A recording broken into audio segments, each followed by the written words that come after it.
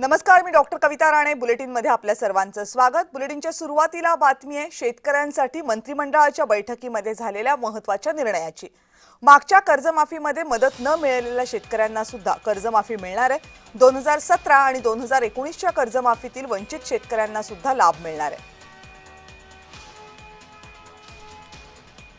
या संदर्भातला आणखीन माहिती घेण्यासाठी जाऊयात माझ्या सहकारी भाग्यश्री प्रधान यांच्याकडे. भाग्यश्री, मंत्रिमंडळाच्या बैठकीमध्ये आज काय निर्णय झाला, विशेषतः जेव्हा नव्या कर्जमाफीच्या योजनेतल्या अटींवरून शेतकरी नाराज असल्याची भूमिका घेत आहेत?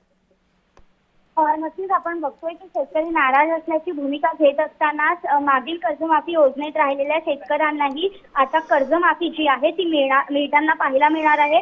जवळपास 14,000 कोटी रुपये हे जे आहेत ते दिले जाणार आहेत आणि महत्त्वाचा निर्णय जो आहे तो मंत्रिमंडळ बैठकीत झालाय.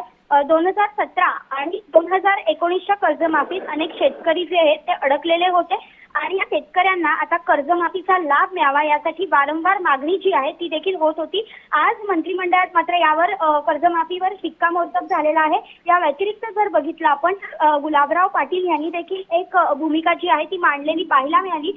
जळगाव मध्ये वादळ आणि पाऊस झाला होता, त्यामुळे 7,142 हेक्टर केळीचं नुकसान देखील झालेलं होतं आणि त्यासाठी देखील त्यांनी जी आहे ती विमा मदत मिळावी अशी मागणी केलेली होती. एकंदरीतच कर्जमाफी झाल्याने आता शेतकरी कुठेतरी पुन्हा आनंदाचे दिवस शेतकऱ्यांना दिसतील अशी आशा सध्या व्यक्त केली जाते. कविता, धन्यवाद भाग्यश्री, तुम्ही दिलेल्या सगळ्या सविस्तर माहितीबद्दल.